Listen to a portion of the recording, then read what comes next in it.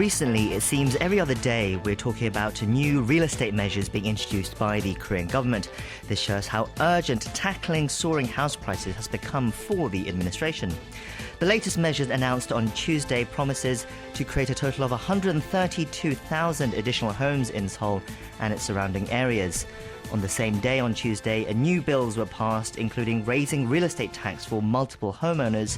And then just last week, new tenant protection laws came into effect, guaranteeing 전세 lease tenants 2-year renewals and limiting price hikes. But will all of these efforts have the desired effect to slow down rising house prices? To get some expert thoughts and analysis on all of these measures, we're joined in the studio by two guests today. First, we have our weekly contributor, economics Professor Yang Jun-suk from the Catholic University of Korea here with us. It's good to see you again, Professor. Happy to be here. And sitting next to him is Dr. Choi Ji-eun, who is the international spokesperson for the ruling Democratic Party and previously was a senior economist at the World Bank as well. Welcome back as well, Dr. Choi. Thank you. Thank you for inviting me. Okay, so despite a multitude of anti-speculation measures introduced by the Moon administration over the past 3 years, housing prices, particularly in Seoul, have continued to rise. According to a leading civic group called the Citizens Coalition for Economic Justice, house prices overall in Seoul have risen 34% during this time. Apartment prices have risen 52%. Now, these figures are in sharp contrast to the government's numbers that say apartment prices have only risen 14% in Seoul. Professor Yang, could you start us off by giving us a brief overview of the current state of the real estate market here in South Korea, particularly in Seoul? Okay, well, there's a difference of opinion depending on who you talk to about the cause of the problem, even though everybody pretty much agrees on the result. There's a excess demand for housing in the desirable Seoul areas for like Gangnam. Now, the reason, whenever I talk with economists, not all of them agree, but most economists tend to believe it's a supply problem. There's not enough housing units for the demand, so we need to increase housing. The problem is worsened somewhat because the rising housing prices did set up sort of expectations of future price rise. There seems to be a slight element of bubble in there, but still the underlying cause is lack of housing. Now, if I talk with non-economists, then overwhelming majority of those people believe that it's because of speculation, that there's too many people buying multiple units of housing, and the bubble, as I mentioned, there seems to be at least some slight hint of a bubble, but these non-economists think that there is a very large bubble component, and that is basically causing the high price rise. The problem is, the result is basically more or less the same. The housing prices are rising very quickly, but if you want to deal with the problem, the prescriptions, depending on whether it's a supply-side problem or a demand-side speculation problem, the cures are going to be completely different. Dr. Choi, what about you? What do you think are the causes of the rising house prices, and what do you make of that gap I mentioned earlier between what the civic group is saying and what the government is saying about how much the prices have risen? Sure. First of all, I agree with Professor Yang in that there are issues with both supply side and demand, and together with the speculation. But I think the real estate problem of South Korea is beyond only real estate market. It reflects so many other factors, such as interest rate in financial market, and also how the Korea has been developed. It's very focused on specific areas such as Seoul or Seoul metropolitan, and also specific areas. So a balanced development over some countryside or other second or third largest city has been much less compared to other developed economy. So it reflects so many different issues such as education policy, because there are a few good schools largely focused on Seoul, and then those are the desirable area, as you mentioned. So while we also need to look at the supply and demand side of the real estate market, we also have to look at other economic issues. For instance, in case of United States, for the past few months, the stock market price has been increased much faster than the real estate price.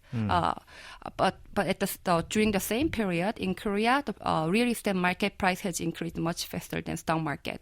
Both U.S. and Korea are under the high liquidity that like in the world, all the globally, we have a very high liquidity today, but the result is very different in Korea compared to the United States. So expected return of a house purchase is much higher in Korea than anywhere else. And then if we see the Korean individual asset, the large share of our asset is really in real estate, much larger than many other countries. So I think that the gradual shifting from diversifying our individual asset from real estate to stock and other asset, another thing we also have to consider.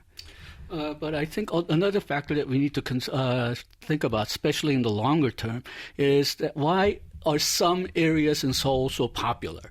Now, Dr. Choi mentioned that there's education problems. There's also infrastructure problems probably as well, hospitals and so on.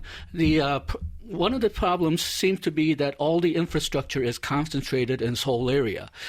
So if you say go down to a rural area or even the smaller cities, things like medical care is not really very much available.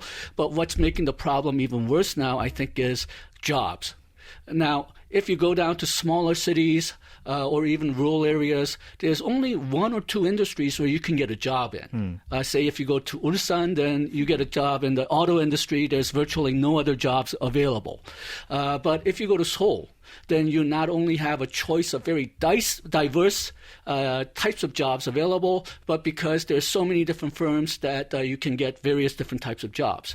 Now, this has caused a lot of controversy, even still. A lot of people say that this is an argument for balanced growth between the Seoul, urban and rural areas, but I tend to become more and more doubtful about that, partially because there's a lot of research going on about agglomeration effects of cities. So the larger cities, the larger types of synergies that are available, and Korea may be too small to have more than one large metropolis. So lots of factors and causes there, but inevitably, as Professor Yang said, the end result is the same. The house prices have gone up, and arguably too much, especially for new house owners in Korea who want to buy new houses, but they can't afford it.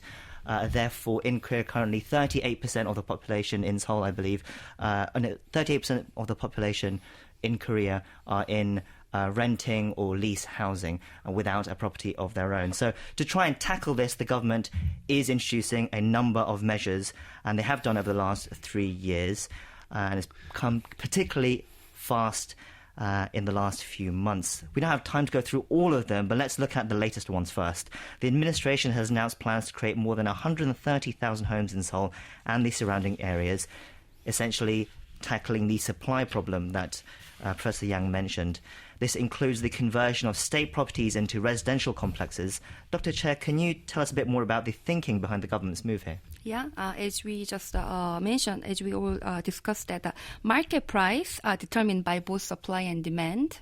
And as Professor Yang mentioned, maybe there is a lack of a supply of housing, or maybe there are excess demand of housing. So until recently, government was focused on increasing or reducing the demand of real estate housing by increasing tax. So, and also reducing the expected return of a house purchase. But what the government announced yesterday was actually focusing on supply side. So as you mentioned, the government was planning to provide additional 130,000 homes. And also they a lot of them, the majority of them is actually public homes. So our government is planning to build more homes, especially Seoul and the greater Seoul area, and will support first home buyer and also young adults and also newlywed couples to purchase such a housing. So that's about the policy. Professor Yang, what's your take on these new measures? Okay, well, I'm very happy to see that the government is turning around to the point of view that supply is the problem, but it's also specific demand. If you look at the housing prices for Korea as a whole, then it's only certain areas in Seoul and some metropolitan cities where the housing prices are rising. On the other areas, the housing prices are really low and it's not doing very well. So people want to live or at least buy housing in specific areas. And if you look at at the government plan that was announced yesterday, there are some new housing where it's really desirable. Some Gangnam areas, like the area around the public procurement offices, area around the national diplomatic center offices. But there's also seems to be a lot of land where I think the demand will be questionable. Government has been emphasizing that they will turn tenant golf course into apartments. I'm not sure whether a lot of people want to live there because it's actually quite far away from central Seoul. Same thing with the satellite cities that they're somewhat mentioning, and also some of the ideas that they have to induce private investment into more housing, I have some doubts over. Would you like to address some of those doubts, Dr. Chair?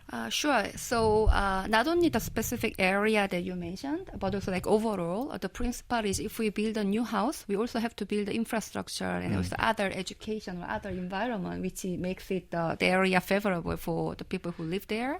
But not only they identify specific area they are going to build the new houses, they also plan to increase the floor limit of the apartment in Seoul. So up to 50th floor, but those require large participation of public housing. So the idea is just government want to provide more house for the next 3 to 5 years of time horizon, but a lot of them will be public homes, which will focusing on people who actually live there, but at the same time, the other measures or other legislation the government have passed recently, last week, is focusing on reducing the gap investment. That's what we called, which is more speculative investment of the housing. So we have the system, the legislation prevent to speculation. At the same time, we are encouraging the supply of housing to aim to reduce the housing price. Talk a little bit more about that then. We tackled the supply issue. Let's now talk about some of the new laws that have been revised.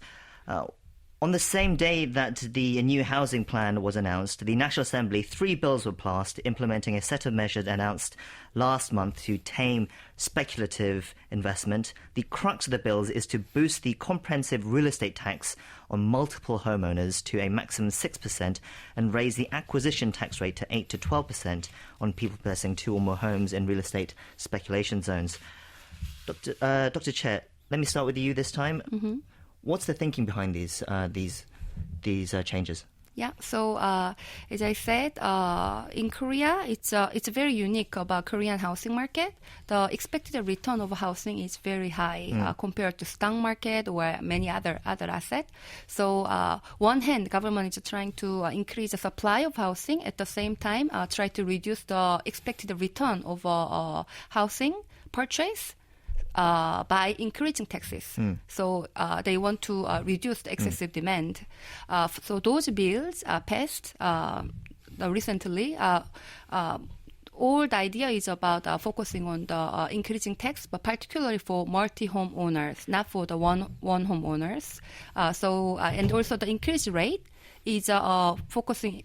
They increased the tax rate, but the people who got most affected is only 0.4% of Korean population. So it's a very small number of people who owns a lot of housing. Professor Yang, what have you made of these revised laws? Okay, well, if you just take the 3 laws that are revised, Dr. Choi is correct, but I'm not sure if the government was thinking about the effect coupled with previous past laws and other recently passed laws. Okay, such For example, she talked about raising taxes on multiple units of housing, and that will only affect 0.4% of the population. But because of the older laws which are passed, now Korean property taxes are put on sort of a calculated value, which isn't quite the book value, which isn't quite the market value. And they've been trying to change its book value closer to market value while also, by previous law, raising the comprehensive real estate tax at the same time. So even though with this recent law, only about 0.4% of the people got affected, a lot more people are getting affected by the past law, and they're all hitting the economy at once because, well, comprehensive real estate law is given only once a year. And then on top of that, one of the problems seems to be that the recently passed laws include, say, rent control. And you cannot raise the rents on or 전세 on the current tenants unless you move in. And the past law says that if you want to avoid paying higher taxes, either you sell your multiple units of housing and move into the remaining single unit, ideally. Most people are going to give up housing which have less returns and go into the house which has most returns, which are going to be the most popular areas in Gangnam.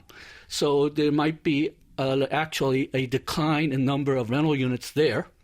And then if the housing owner does not want to rent out the apartment for more than 2 years, if they do not want to renew the contract, they have to move back into the apartment. Right. So again, they're going to lose a lot of rental units. And we talked about, Dr. Choi talked about increasing the number of rental units through these public housing. That's not going to happen until at least 3 to 5 years when the new units are built. So there's going to be a lot of confusion, a lot of problems over the next 2 years. We've seen this problem with rent control in New York City or London, where the only way that you can increase rent is to kick out the current tenants, then the homeowners will use whatever means possible to kick out the current tenants. Unfortunately, we are running out of time, so I'm going to have to ask you one more question, Dr. Choi, to respond to Professor Yang's concerns there. And also, looking ahead, these measures have all been put in place. Some people have perhaps been a bit too impatient in looking at the short-term housing prices. How quickly do you hope these housing prices measures take into effect and we start seeing a slowdown?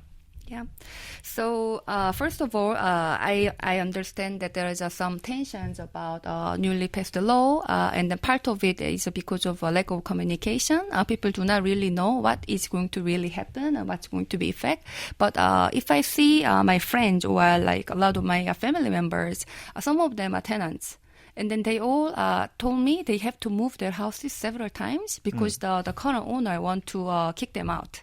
So this tenant protection law is not to make them to leave the house, but to protect the tenants. The rent control is a part of the tenant protection. And when I was in Washington, D.C., it's not like New York or London, large city, but it also had a rent control and also a tenant protection law, much stronger than what the current Democratic Party to propose. And also, if I look at other countries such as France, their tenant protection law is much stronger than what Korea has or Korea have today, like as we passed this law only recently. So I think the rent control or the tenant protection law is necessary for a lot of people. You said like more than 30% are leasing right now in Seoul.